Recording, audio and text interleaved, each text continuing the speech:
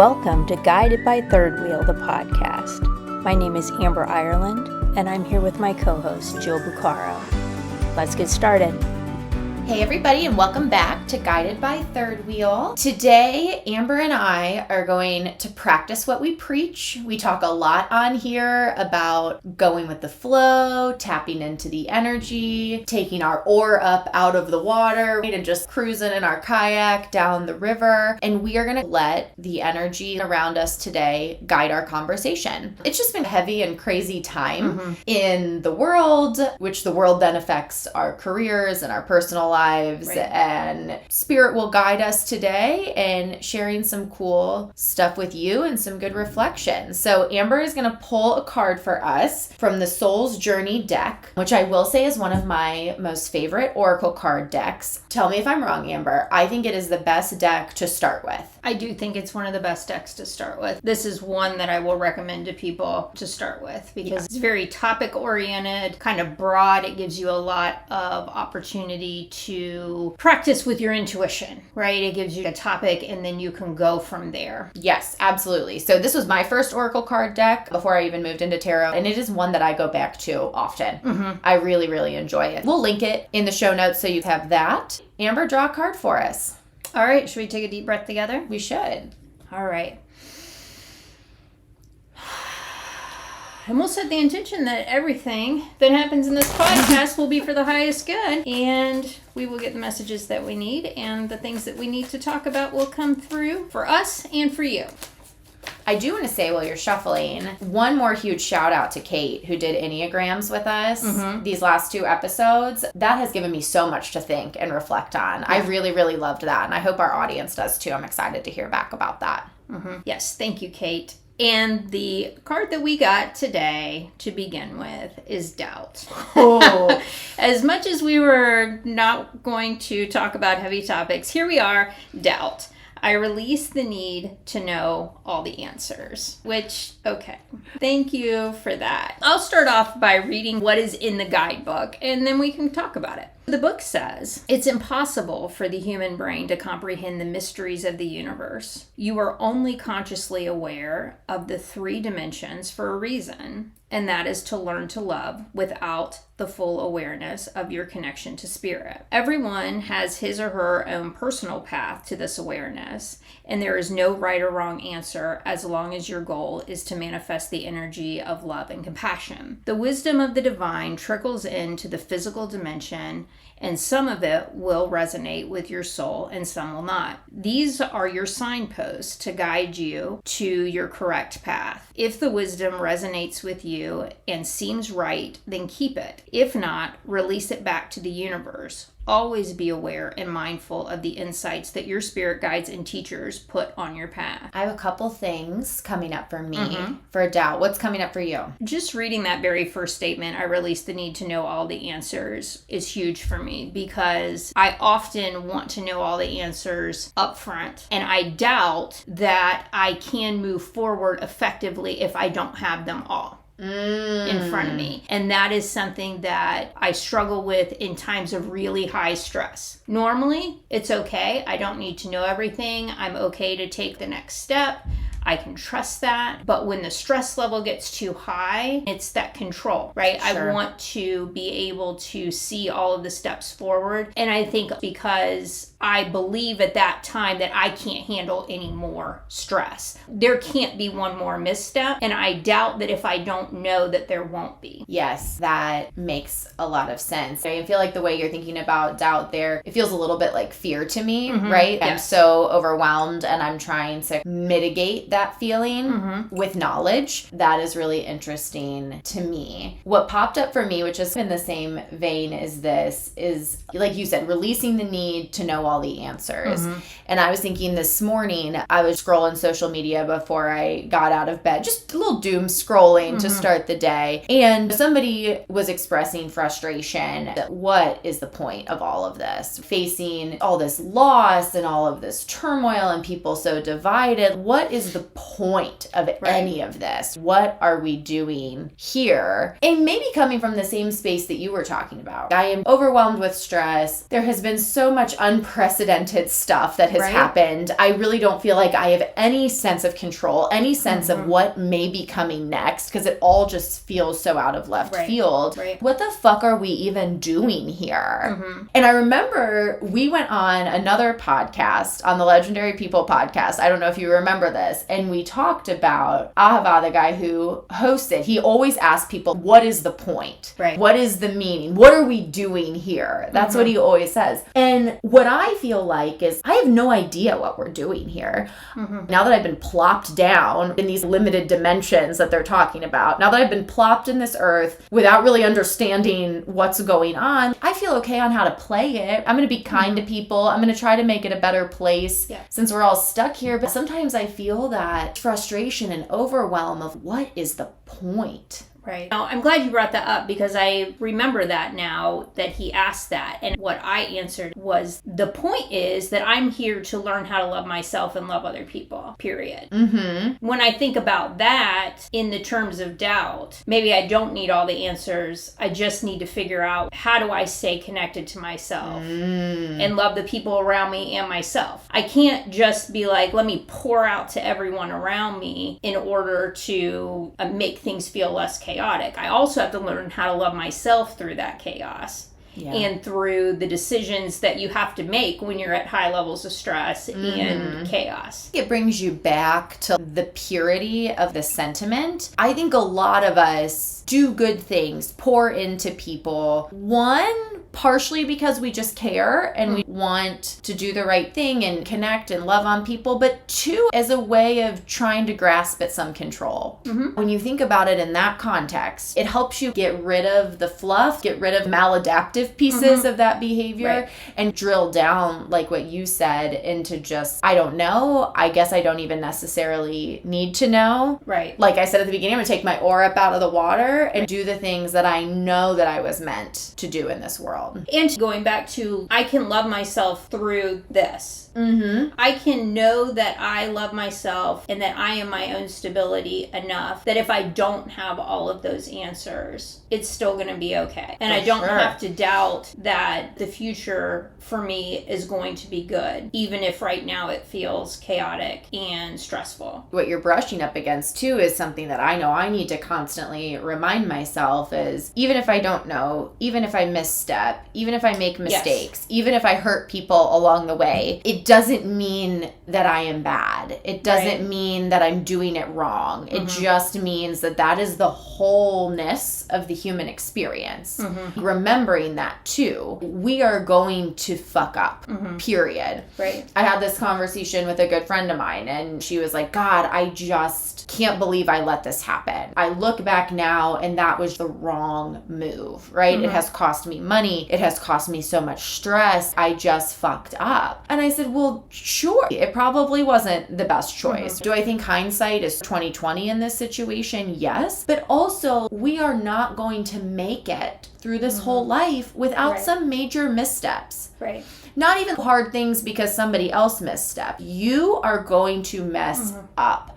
You are going to hurt other people. These things are going to happen. And certainly we want to try to not do it that often. We want to be honest with ourselves and with everyone else to keep it from happening. But I do think there are some of us who still march through this world grasping at control, thinking that we're not going to do those things if we just play it right. And that's just not the case. And sometimes when we hold on to things too tightly, we end up losing them by virtue of holding on to them too tightly, because that's what we need to learn. I think about times where I have done things that I look back and I'm like, damn, that was wrong and shitty, right? But then I think about times like you said, I lost money, I lost this, I lost that. But was that ever the point? Was it the point for me to keep all of that? I know that, at least for me, and we've talked about this 1,000 times, in times of loss, in times of looking back and being like, oh wow, look at where I am. That's where I've learned the most, had the most clarity, been able to catapult into a new phase or era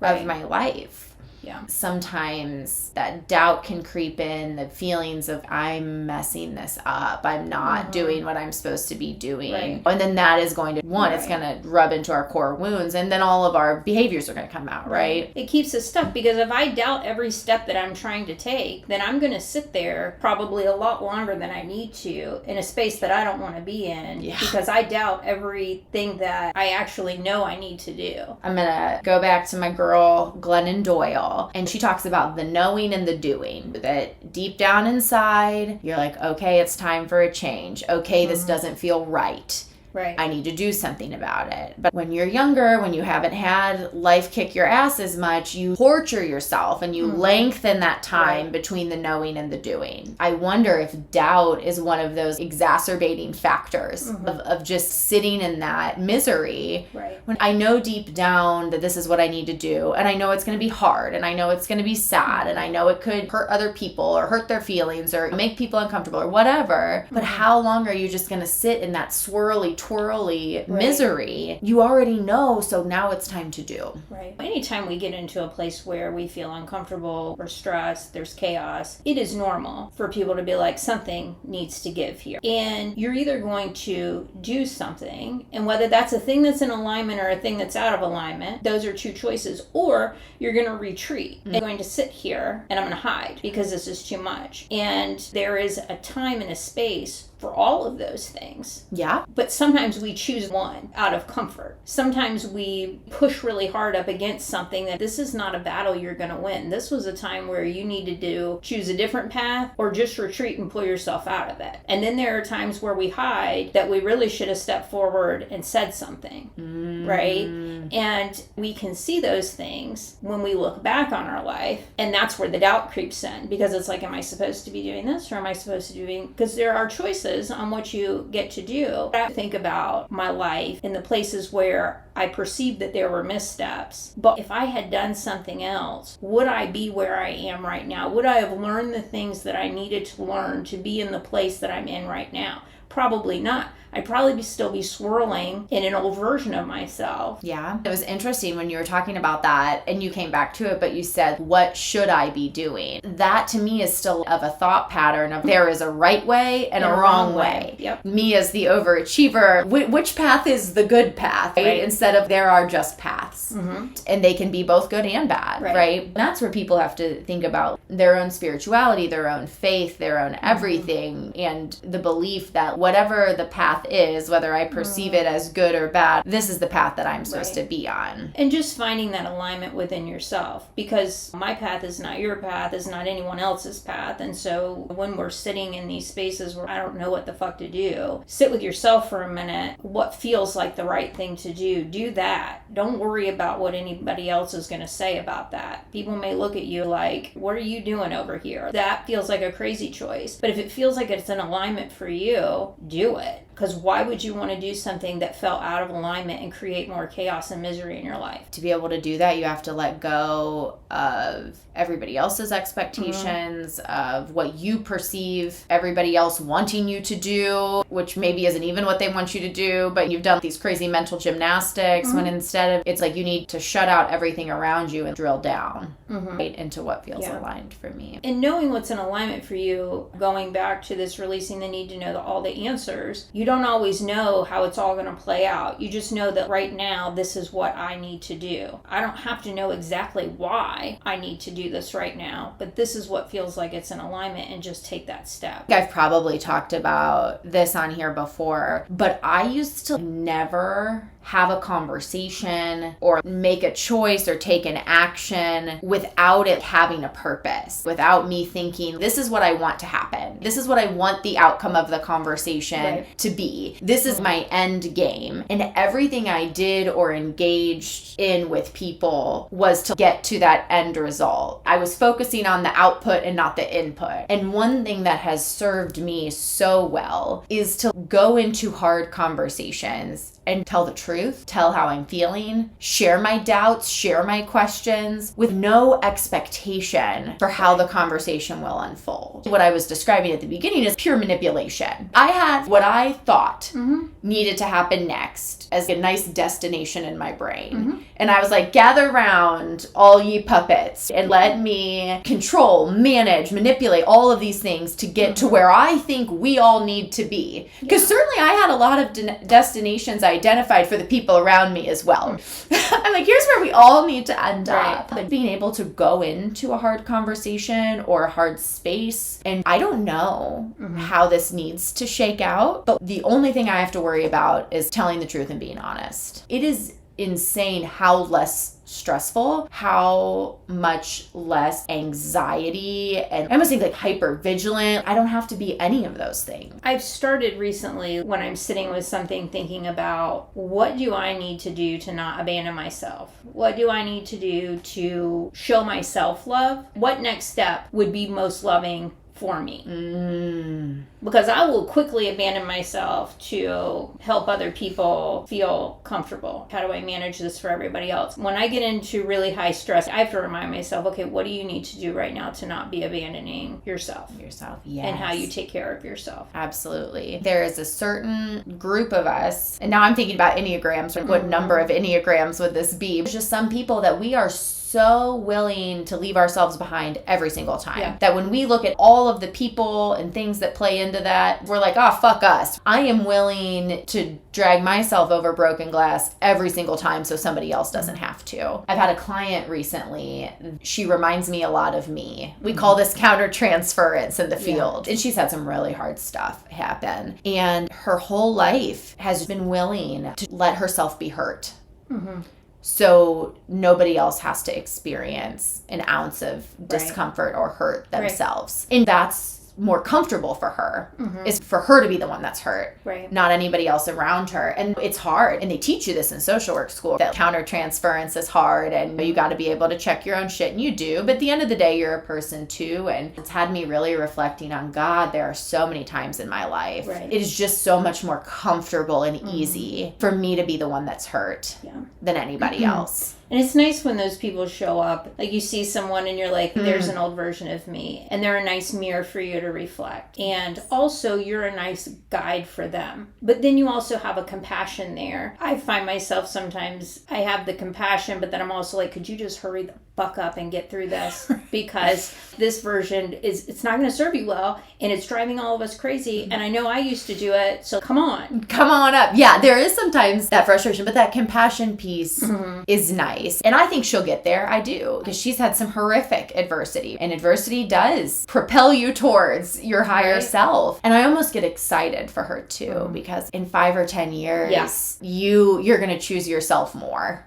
Probably not every time, but you're going to choose yourself more. And it is nice when we encounter those mirrors. But man, and it's better now over time. Because when you meet somebody for the first time, or you walk into a client session, you don't know that they're going to take an old wound and hold it right up here for you. Right? And I remember when I was driving home after that first time I met with her, I was like, holy shit, this is heavy. Just to get a quick reminder of an old wound or an old maladaptive behavior that really hurts you. And to watch it hurting somebody else is hard. It gives you an opportunity to better forgive yourself for the old versions that you have. Because when you see it in somebody else, you can see so much more clearly, how did you get here? And you're doing the best you can do. You can see that in somebody else more so than you can see it in yourself. And it gives you an opportunity to truly forgive yourself because you recognize that was the best you could do at that time. You don't look at them with judgment. You look at them with compassion, and you're holding up that light of hope. I know this is going to get better for you. Yes. Oh, for sure. I think that same personality type where we will put ourselves last every time, we always judge ourselves more than have compassion for ourselves. But it's so easy. Oh my God, I can have compassion for literally anybody. Something that I think for some people around me, they find really annoying, which means it's good that I'm in the job that I'm in. It's so much easier for me to have compassion for somebody else. But I think you're right. It has almost been healing for me to be able to love on her and understand and empathize and be like, you can feel all those same same caring things about that old version of you too. You don't have to be irritated with her or annoyed by her or be like, why didn't you stand up for yourself? You can feel, like you said, all of those positive, caring emotions towards that version of me. It goes back to reminding us that we didn't have all the answers and we still made it. We just walked. This is the next step and I'm just going to take it. And we had no idea what it was going to look like 5 years from then. We had no idea how good it was going to be. And we never would have. And so why do we need all the answers now? Yes. I always say time doesn't heal all things, but it heals most things. And that is a reminder that you have to keep going. Just get through the day. Do what you need to do to get through the day. Because then you'll get through the day and you'll get through another day. And time does heal most things. Right. We are going to carry grief. We're going to carry loss. We're going to miss people. You know, there's some baggage that hopefully it gets less heavy, but it's always on our luggage cart. But most of the time, over time, that pain goes away. Yeah. Or it transforms into something different than pain. Yes. It's less intrusive in your life. We have to keep moving forward despite the doubt, despite not knowing all the answer. Despite all of these things, the answer is to keep going. Right. And keep trying, keep participating the best way that we can. Do you want to pull another card? You want to see if we maybe get something a little lighter? Yeah, I'd be like, where's the friendship card or something? Let's pull that one. All right. So we have the discipline card, which is not light, but a little lighter. And it says I can accomplish what I set my mind to. To me, this feels like a little beacon of hope after our conversation. Almost like to keep moving on. You can do this. You know what you need to do to like keep it moving. Right. To make yourself happy. Let's see what the book says. Your soul has a goal, but it has also chosen to incarnate into a world of distractions. Earth is a dimension of obstacles and challenges, but you have been given discipline as your birthright. It is time to remind yourself what your soul has come back to this planet to learn. This is a great opportunity to reevaluate your priorities and go about your daily tasks with a new system of managing your life instead of being the passive recipient of whatever comes your way. Distractions can easily get us off the work of our soul, and if we give in to this apathetic impulse, we can miss many well-placed and pre-planned teachings needed for our inherent growth. Learn that the satisfaction of a task completed is more emotionally rewarding than a task delayed. Well, let us not forget that we did a whole podcast on distractions. Yes. 2, 3, 4 podcasts ago.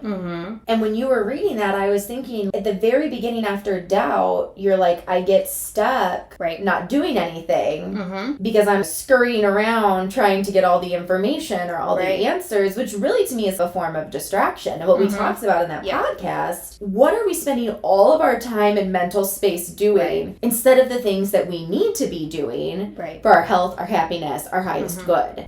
That's what I thought of when you read that. We just talked about all of this hard life stuff. Keep going, keep doing the work, but it requires discipline. Yeah, it requires to take the steps every day that we need to do in order to move forward. And it doesn't mean that we have to know what the end goal is going to look like specifically. We have to have an idea of what we want. I think about you can accomplish anything that you set your mind to. You can, but I would get real clear on how you want to feel in that space. And I would work toward how I want to feel in that space and not to the color, shape, size, and location of what I want. Yes. You have to be disciplined and goal-oriented towards things that are aligned. Not things that feel achievable, things that are close by, things that you think person X, Y, or Z wants you to do. You have to be able to release doubt in order to do that. You have to say, if I keep taking these steps, I will get to where I need to be, and I don't need to doubt that it's possible. Because anything I set my mind to, I can have. Because discipline in its purest form, like in this form, the way that you just read it about, it's actual goal-oriented behavior towards the things you truly want. And that are aligned. You can be busy. You can be productive all the live long day, all your live long life. Right. But that's not necessarily discipline. Yeah. It might not be productive toward what you actually want. You could be productive to everybody else's goals. Sure. You could be meeting all of everyone's expectations of what they think you should be doing. But the true discipline is that inside job. Yeah. Accomplishing what you set your mind to, not what somebody else set their mind for you to do. Man, I'm going to have to think about that. What is the difference between productivity and discipline? Right. Because productivity, for certain personality types, we can accomplish, we can achieve, we can check things off the to-do list. I can create a to-do list that doesn't even need to be done for me. and then I'm check like, it off and yes. But are we spending so much time in the productivity space that we're not really being disciplined and working towards the things that we came here to do this time around? Oh man, I'm getting ready to drive up to Columbus. I'm going to be thinking about that the whole way. Productivity versus discipline. I think about all of the energy that I spend on things that are moving other people forward, but not necessarily me. And not to say that you shouldn't help other people or that you don't get some kind of benefit in helping a collective move forward, but really getting clear on, is that really what I want to be spending my energy on? Do I want to be part of that collective? Yeah. Or am I doing it out of duty and obligation? And distraction. Right. From the work that feels harder to do. Because I think people would probably look at me and they would be like, Jill is a super disciplined person, a regimented person. I would consider myself a highly productive person. But I don't know that I'm disciplined, because discipline requires asking yourself the hard questions, doing the hard things even when you don't want to do them, choosing yourself, choosing love, choosing truth, even when it's not convenient. Or when other people are going to look at you some kind of way, like, what do you mean you're not doing this for me, but you're over here doing this for you? And I love a busy day. Where I have a bunch of productive things to do. This is funny. So we're getting ready to move into a holiday weekend, and I don't really have anything on the calendar. And I don't really have much work to do. Maybe a couple hours of stuff for third wheel. Not a lot. And I feel a sense of anxiety, because what I always say is, I don't have time to do anything for me, right? I don't have time to reflect. I don't have time to exercise. I don't have time to meditate. I don't have time to read a book I want to read. I don't have time to do these things on my house. I don't have time to do anything for me. I keep myself so busy playing whack-a-mole. There are no moles to whack this weekend. And I do feel a little anxious. What the fuck am I going to do with my time? Here I am to really have some space for some disciplined activities. And isn't it so funny that we put those pressures on ourselves? I've found when I actually create the space, I perceive judgment from other people that probably isn't even there. I make And it then all. with the times that I ask permission because I don't want to be judged, other people are like, what the actual fuck are you talking about? Yeah, go. Go do that. Yeah. Discipline is hard. Like I said, this has given me a lot to think about. And does discipline feel selfish to you when you're doing things for you? Discipline feels selfish for me. I would say the thing that comes up most viscerally is it feels really hard. There are just some things about ourselves and about our lives that it's just easier not to look at. Yeah. And when you're busy, you don't have to look at it. Right. That's true. So that's the thing. It just feels hard and not what I'm used to doing. Right. Well, not what's comfortable. Yeah. Oh, yeah. Definitely uncomfortable. Yeah. I'm a pretty disciplined person in my self-care, but I've done certain things for so long that I don't think about it, but I know that there are other things that I need to be doing. And so it's like, but I'm doing this, so do I really have to? Right. It was like, well, I have to take care of this today. It's interesting. This has been a good one. I'm glad we took our oars up out of the water. I'm glad we just cruised with what the message needed to be today. And hopefully this was impactful for you. I feel like this is definitely what I needed today. Yeah. So absolutely. Speaking of selfishness, I feel good about this conversation. I needed this going into this time of less stress. Yeah. And allowing less stress. All right, guys. Well, we won't pull another card for you, but we will see you next time. Bye. Thank you for listening to another episode of Guided by Third Wheel, the podcast. We would be honored if you would like, rate, and subscribe on your favorite podcast platform. Until next time, be well.